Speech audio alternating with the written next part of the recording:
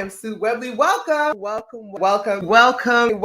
to another episode of Inspire.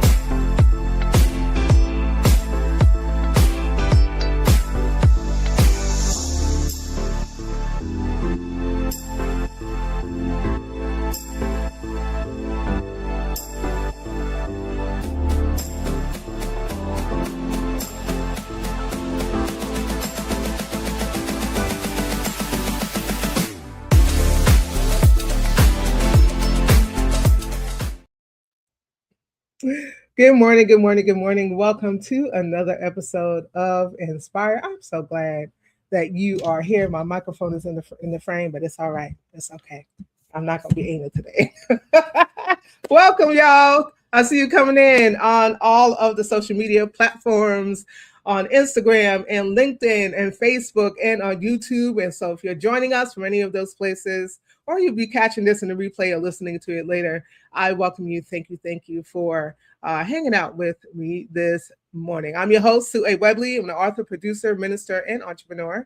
And I believe in the power of words, wisdom, and witness. And that is what Inspire is all about. So each Saturday morning at 10 a.m., we host space for honest, soulful, and often transformative conversations with guests from all walks of life: entrepreneurs, artists, thought leaders, organizers, and everyday people who are living boldly and authentically. We explore topics that matter, from mental health and identity to faith, business, justice, creativity, and healing. So whether we are spotlighting an amazing community leader like our guest today, or celebrating personal triumphs, Inspire is rooted in the power of story and the belief that when we speak our truth, we light the way for others. I want to invite all of you who are coming in, if you're not already connected and followed, and you haven't already liked and subscribed, I want to invite you to do all of that. We are Inspired with Sue W on Facebook, Instagram, YouTube, and on TikTok.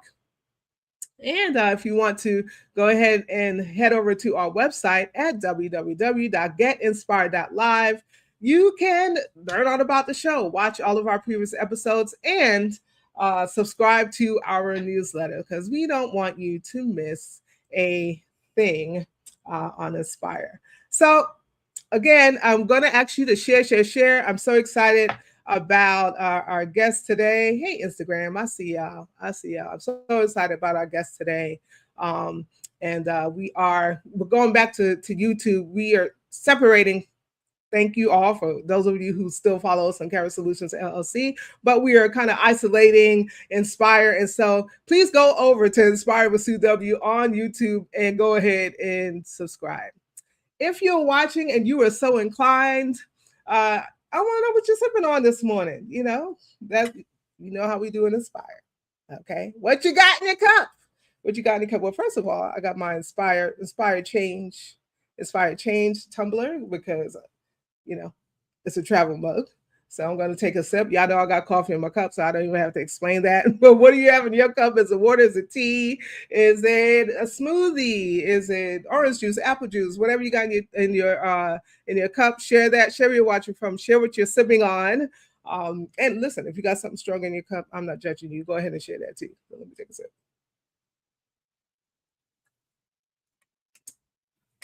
All right. On that out. Not like a caramel macchiato. So it is Black Women's History Month.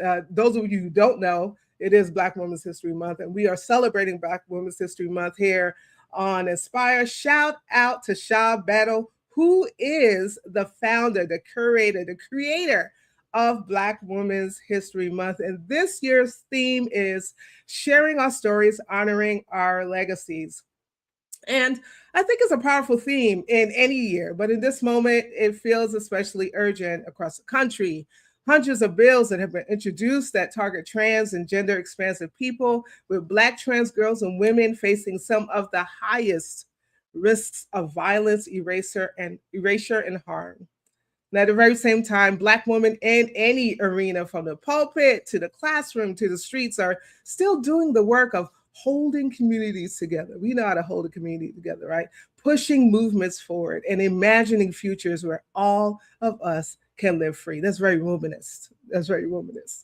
So when we talk about honoring Black women's legacies, we cannot only mean the ones whose names make the history books. We have to honor the Black women and femmes who are fighting for our lives in policy spaces and healing circles and mutual aid networks, and in the quiet corners where people come to them broken and leave a little more whole. This is our guest today. Our guest today embodies that work. Nala Toussaint is an organizer, a healer, an educator, and a faith rooted activist whose life is devoted to the liberation of Black women, girls, and queer and trans communities. In 2018, she founded Reuniting of African Descents Road, a Black trans led initiative that advances the social and economic well being of African descendants with an urgent focus on queer, same gender loving, trans, and non binary people. Through Road, she has helped lead mutual aid efforts across the US and Africa, supported the acquisition of land in Uganda for safe housing and sustainability for trans women, and created sacred spaces for prayer, ritual, and organizing that reconnect us to one another and to our ancestors. And so today she happens to be MIT Nala. We happen to serve at the same church, but we're not talking about titles today. We're not going to talk about titles today. We're talking about the moment that Nala said yes to this kind of work, about the journey of naming her own body and her own womanhood in a world that tried to name her for her, about healing that makes room for rage and grief, joy as a strategy for survival, and what it takes to build a future where Black, trans, and queer people are not simply surviving, but fully living. So, if you care about Black women, Black girls, Black trans, and queer folks, if you want to move from awareness to action, which is what we want you to do here, this conversation is for you. So, stay with us. When we come back, we'll be joined by the founder of Road and a powerful voice for healing and liberation, Nala Toussaint. Trans people have offered this world healing before time. Yes. And in time and beyond time. We have been healers, yes. We have been healers. Our names have transitioned over centuries. We so happen to land on trans because it's something that, scientifically can now be researched. People can put a name to it. And now we have identification. Now we have subgroups. Now we have categories. But before any of that, we have been positioned in great deal of leadership and great deal of holding sacred to not just women, but to leaders, being leaders ourselves, and beyond, being shamans, being seers. I love that clip. Unmute yourself and say hi to the people. Hello. I'm so happy. I'm so happy. First of all, I am sipping on something. So it's a good thing. I was starting with the wellness of some mud water. So and thank you for sharing that clip. That clip meant a lot. There's so many moments in sharing spaces that has meant such great significance to me, but that moment, as well as recent policy has come up, I felt very, very safe to be sitting across from someone who I've shared leadership spaces with, and to have a mirror of what is possible, or that we get to keep enduring and pushing forward. It was good to have that synergy. Yeah. And I felt that through the screen. So I always, stalk the social media pages of our guests to kind of pull stuff, and that was the first clip that I saw, and I was like, yes, that's it, that's the one that I want to, because I think it speaks to so much of what we're going to talk about today, right? And yeah, so let the people know before we get into our conversation. Let the people know what is mud water if they don't know that. Okay, so this was given by a good sister friend of mine, and she, is mud water is like a mixture of like mushrooms and cinnamon, turmeric, chai. I'm looking at the bottle, so it's like black tea, ginger, cardamom, clove, nutmeg, black pepper, cacao, lion's mane, cordyceps, chaga, reishi, and cinnamon, turmeric, and Himalayan salt. I know. Listen, It's I all of feel that like in if the you, powder and you mix it up. I feel like you just glow after you drink that. Like Well, anything that's there goes the is secret. part of it. There goes the secret. Anything that's alien news has got to flee.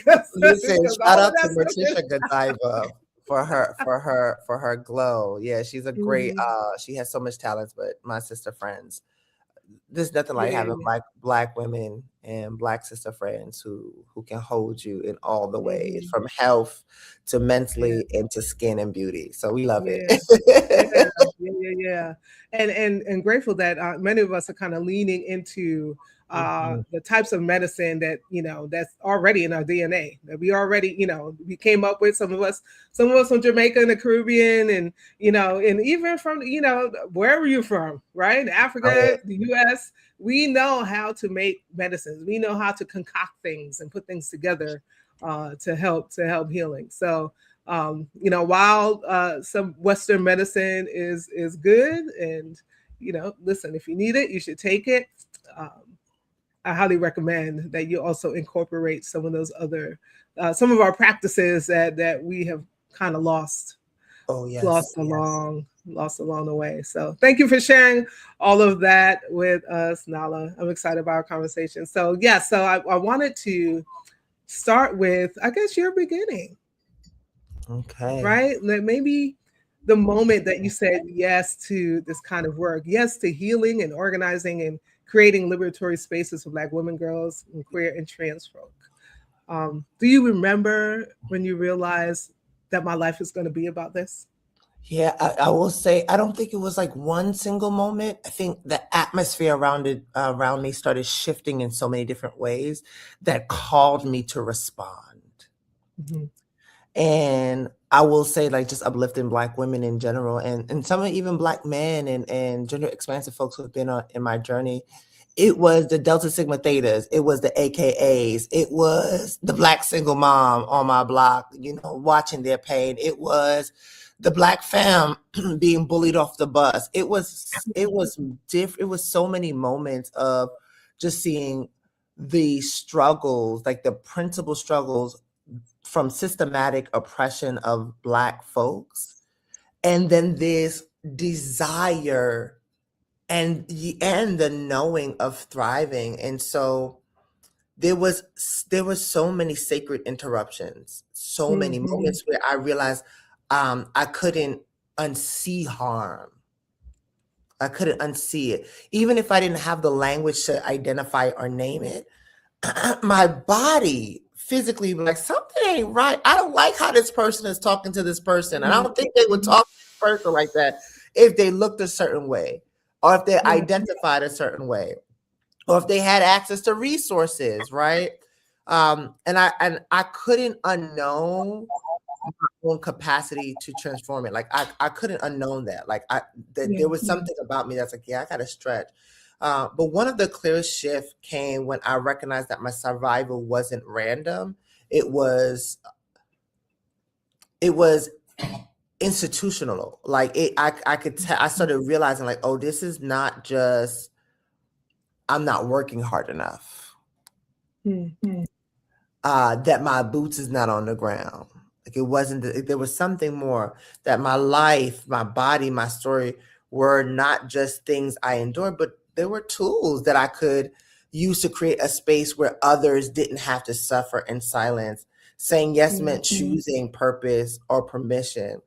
And it changed me by asking to show up. And I think one of those moments was there was particularly Rivers of Living Waters was doing a youth retreat. And this was way back, I think, 2017. Mm-hmm. And you were actually leading the young adult ministry, and at the time it was called Wave Young Adult Ministry. I hope I got that name right, but Yeah, that's yeah. what my brain can remember. Listen, I'm aging. Thank God I've gotten to age in this body, this iteration of life. And there, I had just came back from South region of Africa, Botswana,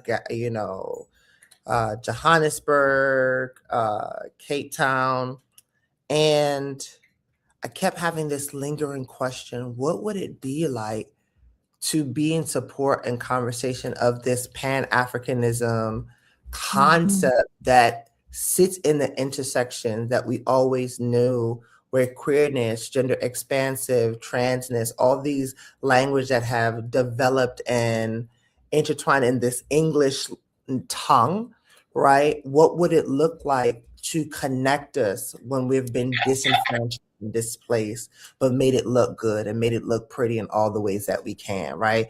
It's a conversation that I always say, like, we know God, we know glitter, and we also know grief. Mm.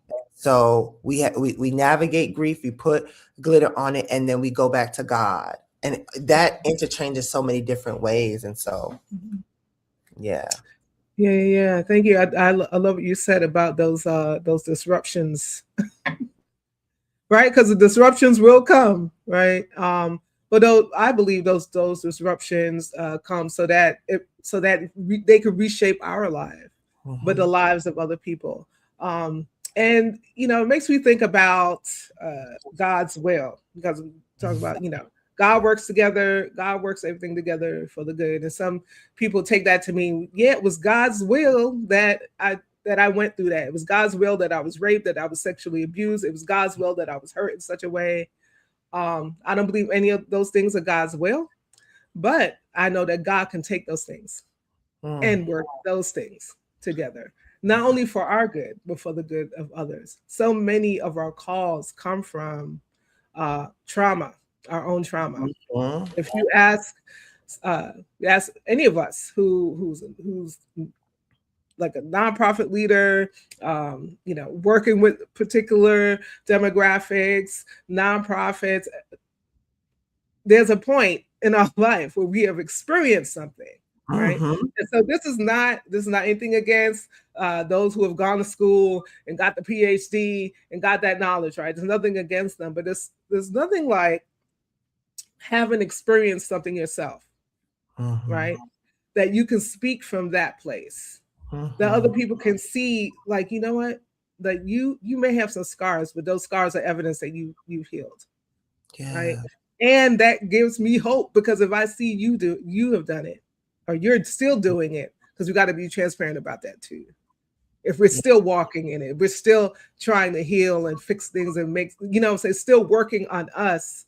Other people need to see that, so that they can know that, yeah, you know what? I don't have to hide this part of me. I can still, I could still work on myself. So I'm grateful for those disruptions, right? They didn't feel good. They didn't feel good when they were happening, right? But it's something that we can totally lean on. And of course, I didn't say it to say that everybody is the same experience. Like if I was abused and you were abused, it's the same thing. Oh, I understand. No, but I can speak from a place. I can speak from a place of having been harmed, right? And in that, we can walk together, right? We can walk together. So thank you for bringing up that thing about holy. What I'm calling holy disruptions, right? Those disruptions in our life that make us better and stronger and all the good things. Thank you so much. So we're celebrating Black Women's History Month, right? Shout out again to Sha Battle, who founded, curated, created Black Women's History Month, who lobbied in her state for this to be, made an official thing. And while she's still lobbying, we are going to, still celebrate it, right? And Mhm. so, so we're celebrating this month, and your story, Nala, stretches how people even understand who Black woman can be. Yeah. Yeah, yeah, yeah. So how did you come to name yourself? How did you come to name your yourself, your gender, your queerness, your blackness in a Mm. world that's trying to name you for you? Yeah.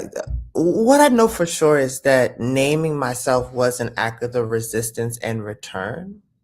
Uh, that feels the most that I could say in those ways. Like this world that we exist in has so many projections, and we participate in them, all of us, Mhm, and mhm, and not recognizing that sometimes we get moments to interrogate them. But this world is full with many projections about our gender, about our blackness, about our worth.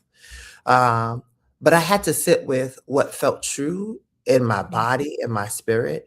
I think African cosmology and women that I have been around, even seeing my mother navigate the system of being a migrant coming to, from Jamaica here as a mhm, teen, experiencing racism that be so embedded in her DNA and her core of heartbreak and fear.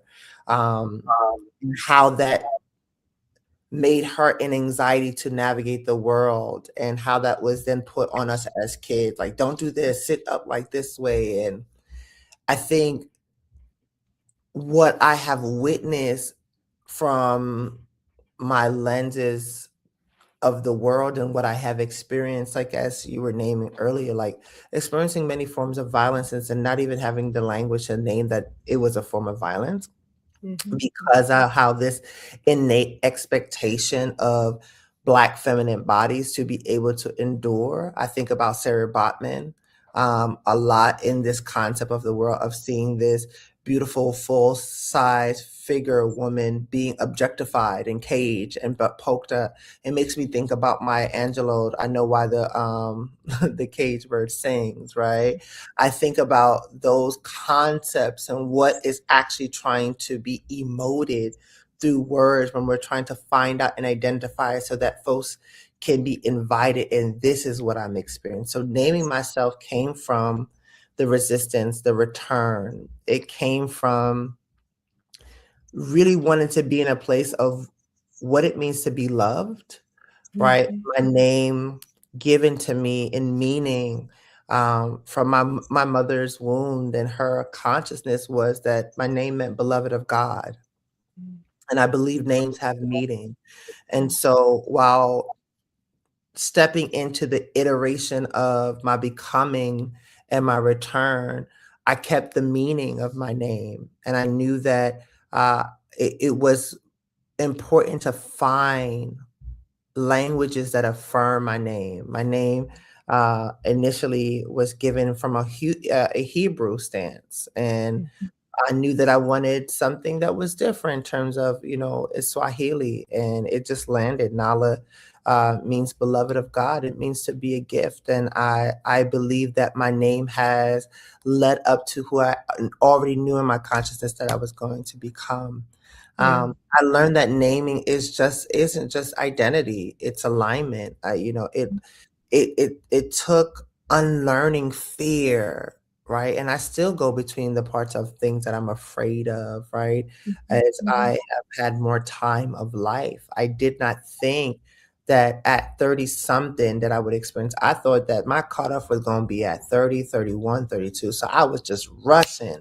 I'm like, I got to experience this, and this, like almost as if it was a checklist.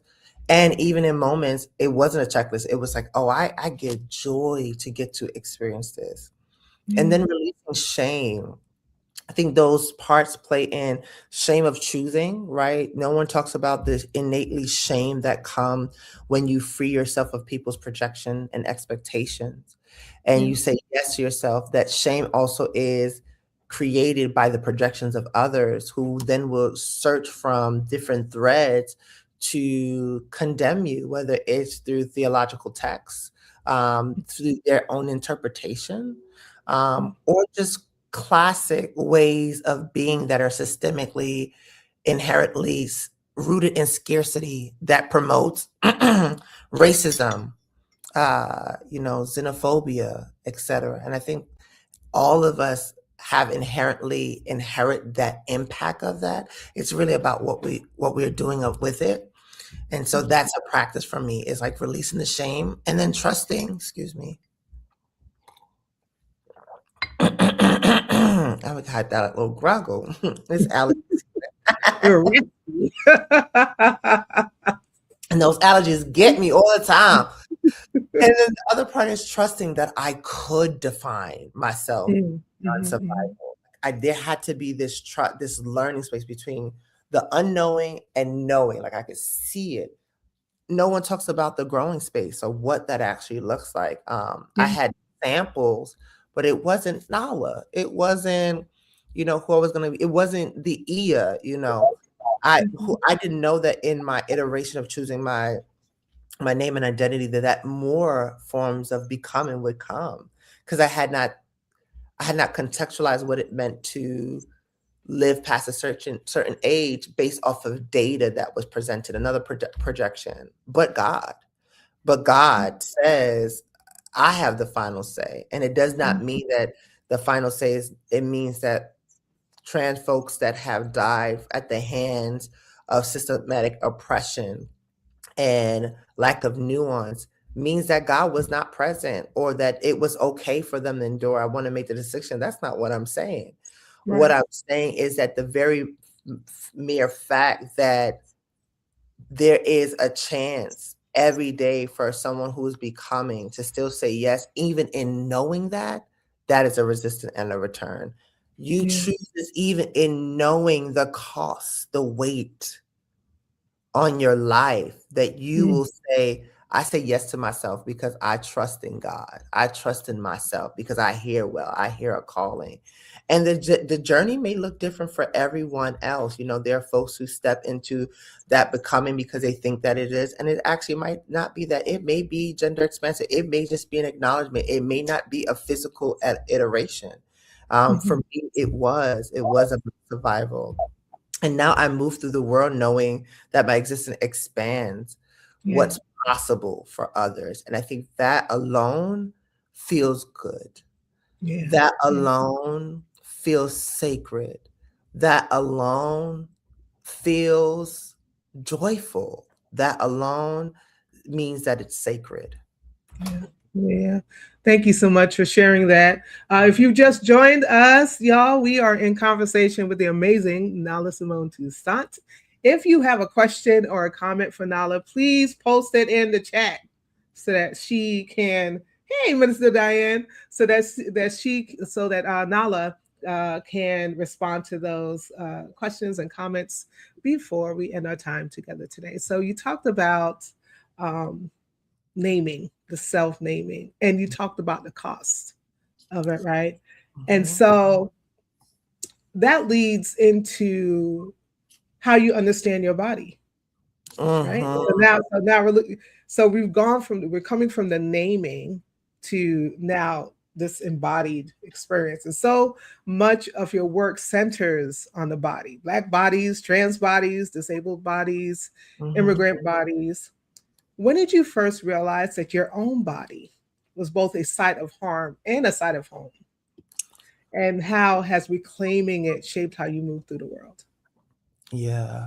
I got nervous. I got nervous and worried about this question only because I know theoretically and through narrative, folks like to conflate people's becoming and decision as a direct response to trauma and harm. And I believe that a lot of times we pathologize folks than actually seeing that it's not the trauma that is what informed the decision, is the ability to actually name what was seen, because what was there was not seen, but was not supported. And so I get nervous on answering that question, but my body has held both violence and dignity. There were times it felt like something I had to escape, but over time, through ritual, movement, community, I began to return to it. I am, and I don't often say this, and I don't even publicly have named it in many different spaces because it's something that I have been working through. I am a survivor of a lot of sexual assault and a lot of violence. And it's taken me a while to be with that, right? Even when Me Too movement was coming out, and working alongside Tarana Burke when I was at Girls for Gender Equity, I still had a discomfort of what it meant to name my violence. And also integrate how in the ways that I participate, right? And not knowing these core concepts around care, around body autonomy, consent, etc. Because a lot of the ways that I think systemically as Black and Brown folks is that, especially when you have come from enslaved folks, like when you're in a Caribbean household, there ain't no such thing as you did something wrong, you getting just a talk, you getting popped. You get more than popped, but and that's me saying it lightly. Yes. Right? And so that even is a form of harm, and that was taught, right? It doesn't mean that I can't empathize with my parents in the ways that they handled me as a child. It does not mean I can't empathize that they too experienced that form of violence. And it's also get to say that not in this iteration, not in this generation. Not my decision to break through is to constantly integrate the ways that harm shows up in my body, out of my afouche, out of my mouth, right? In my consciousness, what is taking over me. And it's a living work and testament. And it requires so much endurance. Yeah. But over the time, I think I see those rituals in Yoruba cosmology. I see those rituals in, Bakongo cosmology. I see so much different ritual that I could find myself from an African center practice, that becoming is always a ritual. Yeah. It's not an either or. I can see it in biblical text that becoming is a ritual of endurance, a holy defiance, right? I also see it as not something as broken, but something that's sacred. Reclaiming my body has taught me that healing isn't about erasing what happened. It's about transforming my relationship to myself. Yeah. So now I move with one more intentions, softness. Not saying that inherently Black women need to be soft.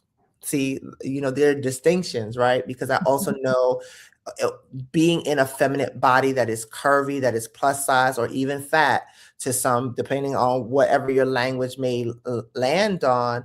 I know with all of those categorization, there is someone innately calculating how they get to treat me. Therefore, there's an expectation, and I like to talk about the mammying, right? The body, the violence that Sarah Botman is that when we look at plus size fat body, we already presume them to mother. We already presume them to be soft. We already presume them to endure these level of pain, neglect, betrayal, violence, right? And so for me, I reject all of it after getting clear through somatic therapy and work that it does not mean because I am in this state of body and becoming that I need to fawn for survival. Yeah. I shouldn't have to fawn because I'm afraid of someone treating me wrong because of the color of my skin. And so when I say softness, I'm not saying that softness is something that Black women have to choose. It's actually they get to have it, because they actually are experiencing level of safety. And when the container is not there, I give every Black woman permission, and they as they give themselves to have rage and anger. Yeah. Yeah. To have rage and anger because it's justified in ways. And also, how does it land? Does it actually help you come back to yourself? And if it does, then we honor that. Or does it actually add more tension in your body embrace? And so that softness is what I'm saying. Like being more soft is actually seeing how does rage and anger metastasizes my body? Does it cause me illness? And then having more authority over my skin. Yeah. Like, I don't want to always perform to show up. You know, it's something like, and I don't want to use Alicia Keys in this one, but like when she decided not to wear makeup, like, yeah, good for you. You made that, and you don't have to perform. I don't want to be a commodity or a product to folks just because I'm a Black trans woman and folks are trying to find understanding. And so therefore I have to put on all the time for folks to digest my becoming who I am. Why not take this form? The not always having together, the not always well, and trust that hopefully give permission to folks who are not well, who are navigating body harm, who are just getting out of a sexual assault, that they're okay to not have it together. And those were the times that I needed it. There are many times that I had just experienced violence, whether it was being on the Breakfast Club. And after being on the Breakfast Club, Black women just stopping me and saying the most heinous things, right? Or people wanting to know what body parts I had. Just generally, we don't even have a relationship like that. And you feel inclined to know what I have between my leg and how I use it and when I use it. Or people feeling it okay to grope me. Or people feeling okay to squeeze my breasts to see if my breasts are real. Or people poking my butt. I name these things because I can, because I need people to hear how insane it is and how comfortable we have felt to objectify the Black body.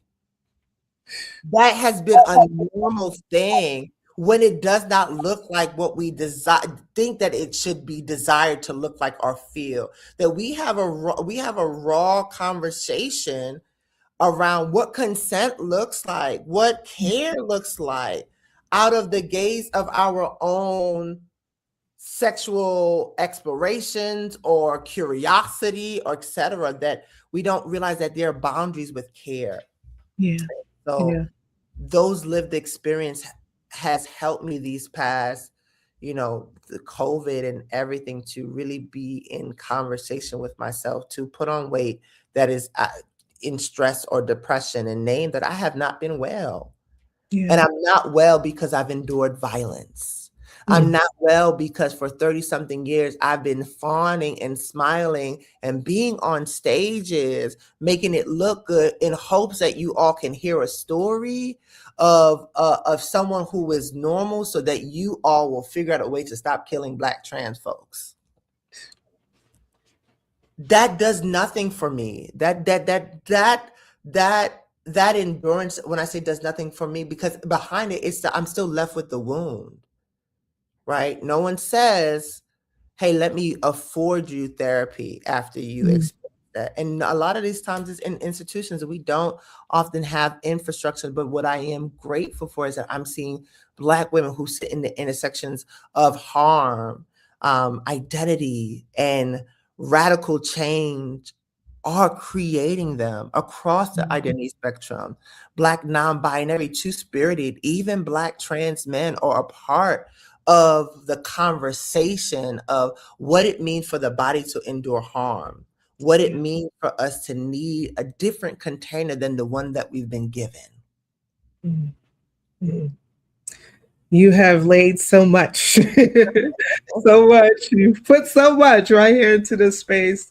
I want to sit with it just for a little while we take a break, for you to take some more sips of your mud water. We will be right back with more conversation with Nala Toussaint. Hey, everyone. Thank you again for joining us today. I want to invite you to connect, follow, like, and subscribe. We are at Inspire with Sue W on Facebook, Instagram, YouTube, and on TikTok. Please do us a great big favor and give us a follow if you are not following us already. Also, you can head over to our website at www.getinspired.live. You can find out all about the show, watch all of our previous episodes, and subscribe to our newsletter, because we don't want you to miss anything that's happening with Inspire. Are you or someone you know on a mission to create change while inspiring others to do the same? Well, we want to hear from you. I want to sit across from you in this virtual space on a future episode of Inspire. Visit us at www.getinspired.live to book your appearance today. You can head over to our website, click on Be Our Guest, fill out that guest intake, and a member of our team will get back in touch with you. I can't wait to welcome you to a future episode of Inspire. Camera Solutions, helping you navigate the digital space with confidence. If you know me long enough, you know this is my baby. This is the one that started it all. Kara did turn 6 this year. We're so grateful for your support, and so many of you have told others about us, and we've been able to partner with so many wonderful organizations, individuals, and ministries just by word of mouth. So thank you again. Kara Solutions is a full-service digital agency specializing in helping our clients achieve their goals through consultation and training, content and social media management, graphic and web design, and live stream and podcast production. If you want to learn more, we invite you to schedule a consultation today by visiting our website at www.kara-solutions.com or email us at info@kara-solutions.com. So as always, you know that we are going to do this each and every Saturday. Our sibling and community needs a kidney donor, and I believe that we can do it. Yanni is in search of potential donors who are fairly healthy, have the blood types A or O, the courage to commit to surgery and save her life, and she would love to share the safety measures with you. Alternatively, if you know of a resource, if you know of an organization, somewhere that Yanni could get connected to help make this happen for her, please send that information to us, and we'll be sure to get it to her. To contact Yanni and her family directly, you can do so at peacepeopleinc@gmail.com. That's peacepeopleinc@gmail.com. And you can head over to EmeryLivingDonor.org, fill out the survey, and enter her name, Ayana Davis. I believe that we can do this together. All right, it's time to get back to some wonderful conversation with today's guest.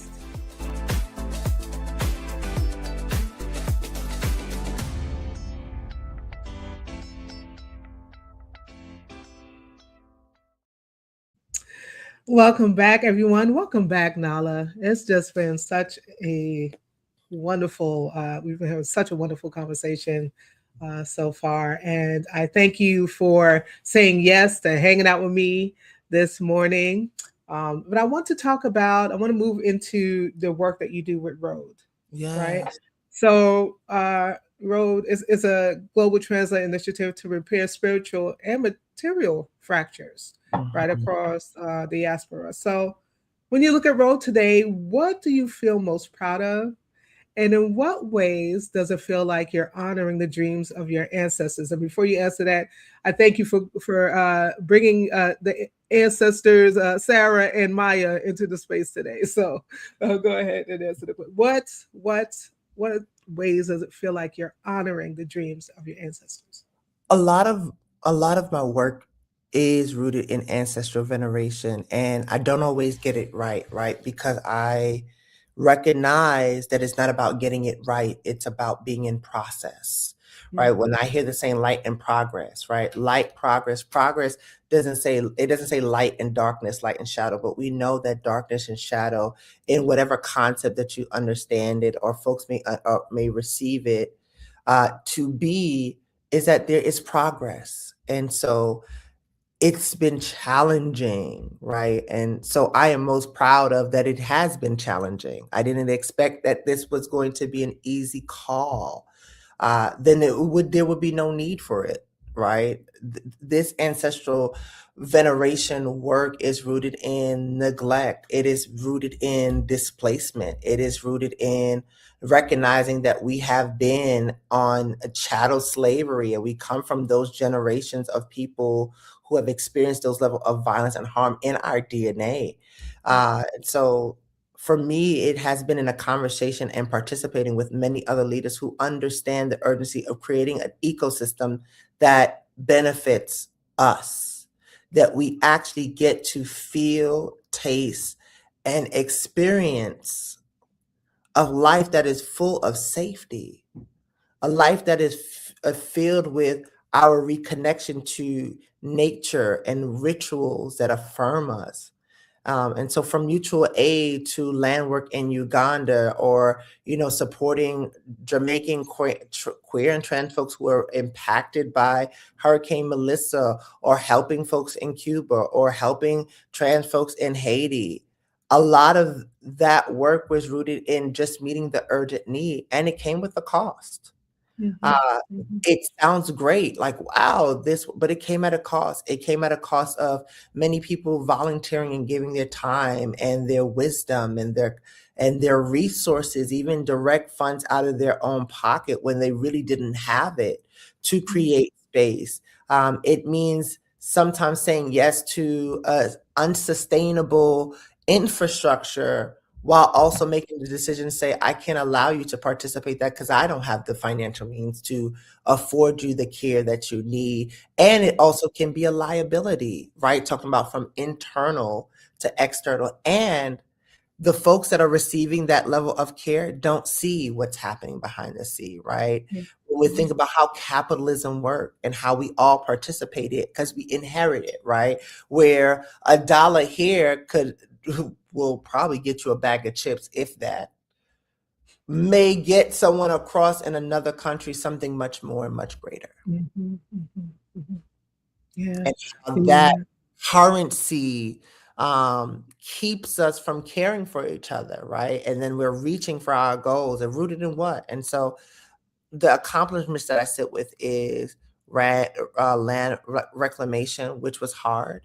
And even that came with its own struggles. Having a shelter that is co-ed, that was supported by us investing in a leader to run it, right? I think that's important, is that Road is not coming in to say we're taking over and we're doing an infrastructure. No, people have already been existing way before Road existed, and figuring out forms of leadership. And so what I like to be is a connector, right? I like to be a connector between us who have been displaced African descendants to reconnect to the soil and home by physically taking us there, or if not able to take because of financial needs, bringing framework and concept that is African centered, that is actualized and affirmed, right?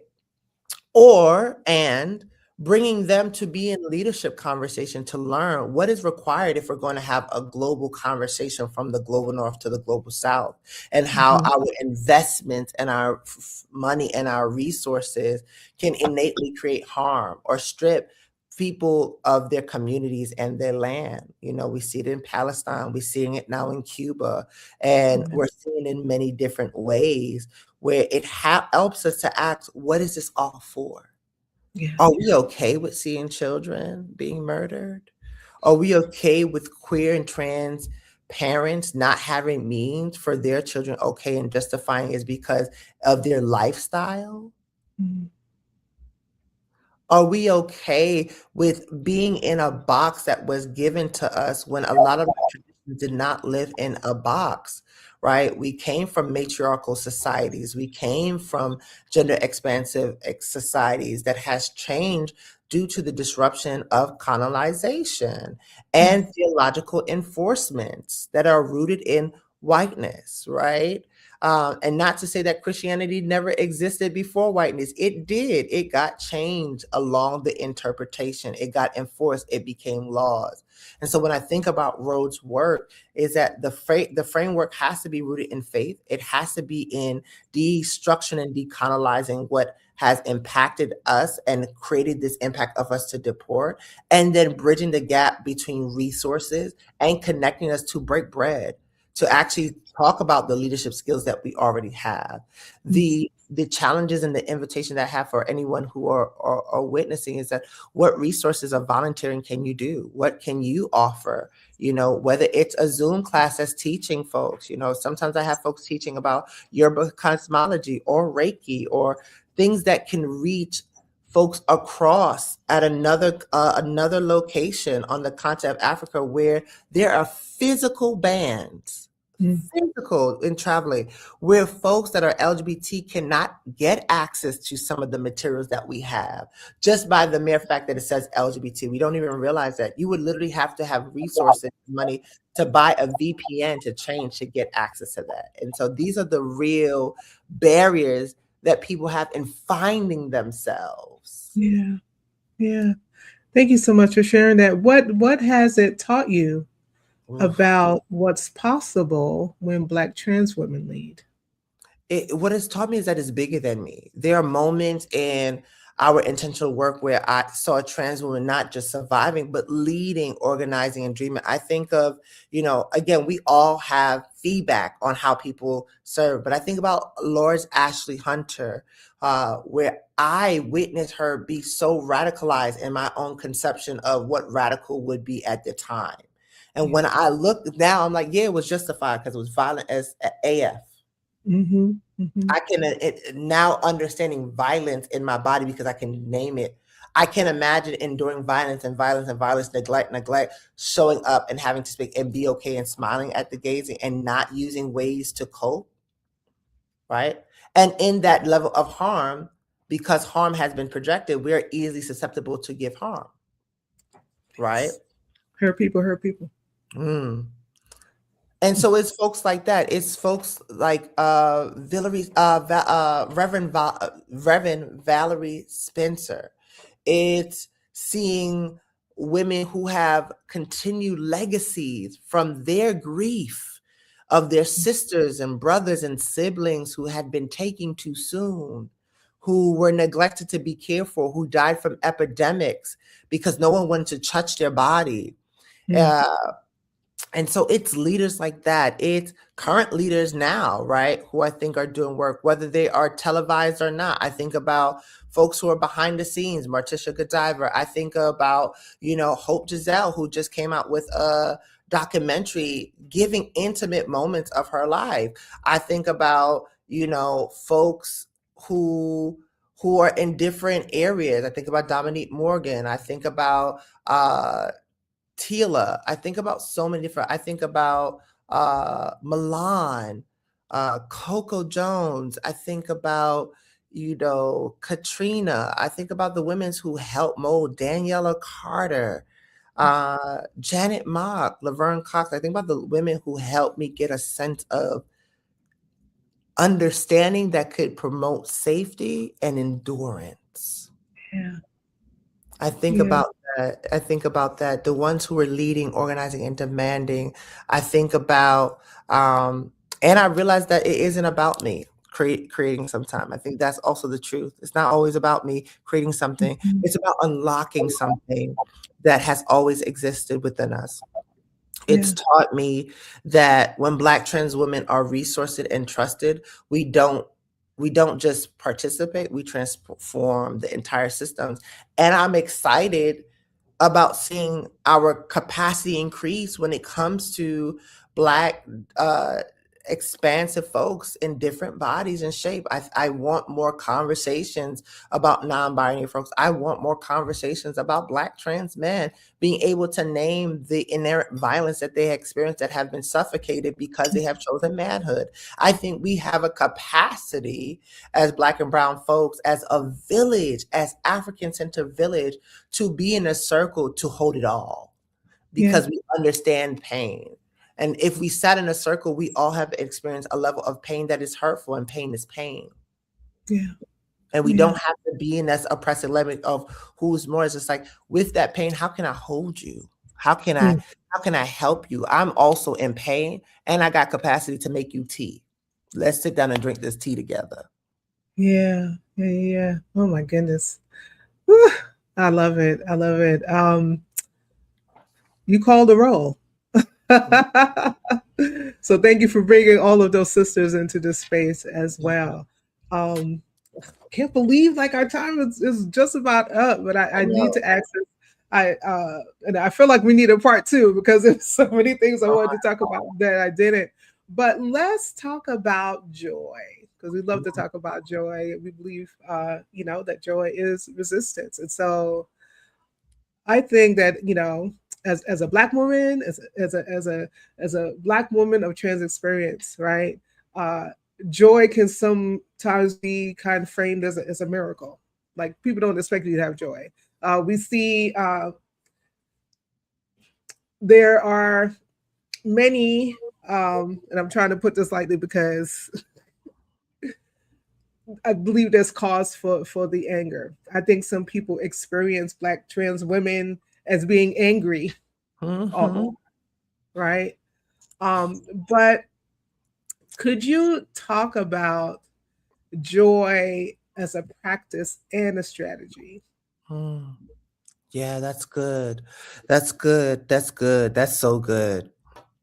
Joy for me is intentional. It is in the small things. It is in music. Like as I close, I think I have sacred memories that I have Mm, locked in my mind in my meditation that I go to. Uh, and music and laughter and beauty is one of them. It's also rest when I get to, and I really just pause and just say I trust in God to take care of it when I can't anymore. It's choosing to experience pleasure. mm, Mm, pleasure even when the world feels heavy. It's the joy that reminds me that I'm alive, beyond my labor, yeah, beyond my labor. It is it is not distraction from the work. It's what sustains me in it. That's yeah, what I would say about joy. It is the joy of witnessing my mom, who was navigating health decline in a system that does not help Black women who've endured abuse and pain and neglect and have mental health struggles as a direct of that and experiencing homelessness. It's the joy of witnessing that her vibrational voice. It's the joy that I get when I go see my grandmother and I can give my grandmother a massage and to see the release on her body, because it is my matriarchal line and because I am African centered rooted in care and praxis and my pedagogy, is that when I see a Black woman rest and we're on the steps and we're laughing and we're doing tea, there's joy. Or if it's twerking that thing and throwing that boomerang back, listen, right outside of the hips, because it's African centered. Hip yeah, shaking has been rooted in our tradition. It's just about wetting the container and the ceremonies that attach to it. And so I think we have figured out ways to alchemize and change it, whether it's in hip hop or during a ritual when a king or a queen is coming. I think it's mm, finding the threads of our becoming and our resistance and endurance and finding joy in it. yeah, yeah. Thank you for sharing that. For the person who is listening today, the person that loves Black women, that loves Black girls, Black trans and queer folks, but feels might feel overwhelmed or afraid of getting it wrong. What does solidarity look like beyond just post sharing things on social media? And what would you say is one brave and specific action? Oh, sorry, I thought I had Yes, say. that. One brave and specific action you want them to take this week to honor the Black women and femmes in their life. Oh, one specific action to give their self permission to choose whatever that is. That is the action that I can give, is to give them permission to choose whatever that choice may be. A choice to be upset, a choice to not get it right, a choice to give up, a choice to change the path, a choice to give themselves pleasure, whether it's pleasure of the sun or sexually, whatever it might be, is to give yourself the choice and to choose what feels good to you. Thank you for blessing us today, Nala.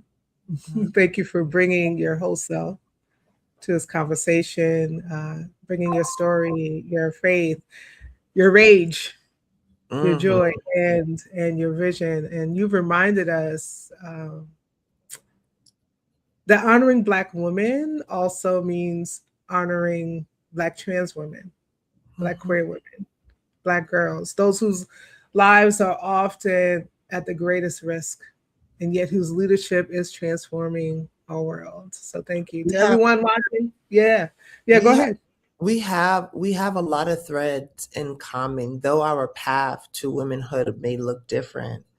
There is commonality and difference that can all be sacred and honor. And difference does not mean attack or tear down. And I think that's very important from all forms of the spectrum of how we approach care with one another, whether Black trans women or a Black trans or gender expansive person to a Black cis person. It doesn't matter how those show up. It's about how are we caring for each other? How are we holding the mantle of caring? Because if they come for me, they come in for you. And if they come for you, they come in for me.